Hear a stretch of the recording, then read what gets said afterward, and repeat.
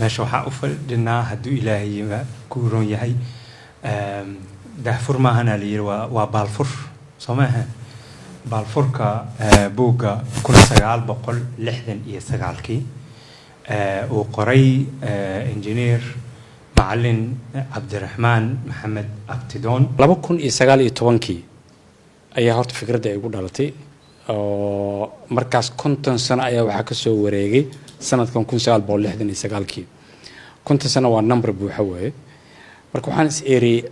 مقال ويب سايت قار جورنال لوسو قرو كدياربل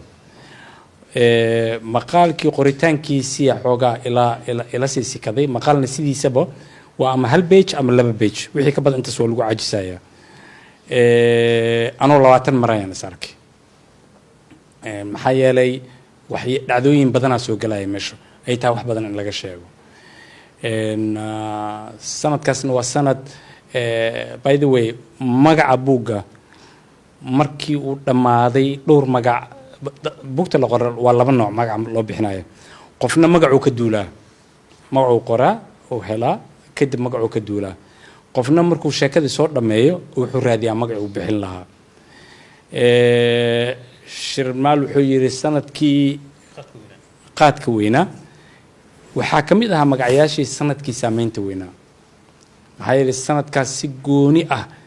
ay ummadda Soomaaliyeed taariikhdeeda inta la soo dhaafay la joogo ayaha soo socda oo saameyn ugu yeeshay marti noo aha oo dhididay oo qaylinayo istaagan oo leh hadday waxaasi wadanka jiraan annaga dhalinyaro ah oo ku daba joogna waa in wax laga qabtaa 9 casho anagoo qiirada qabna ayaa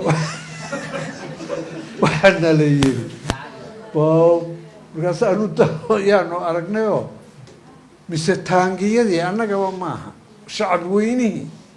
taangiyadii waa badi iyo agmarayay ayuu caleemo la korayaa oo ay ku sayrinayaan lacag caleemo cagaaran halkii laga carari lahaa militariga kan wadada maraya marka dareenkaas aanu la wadaagin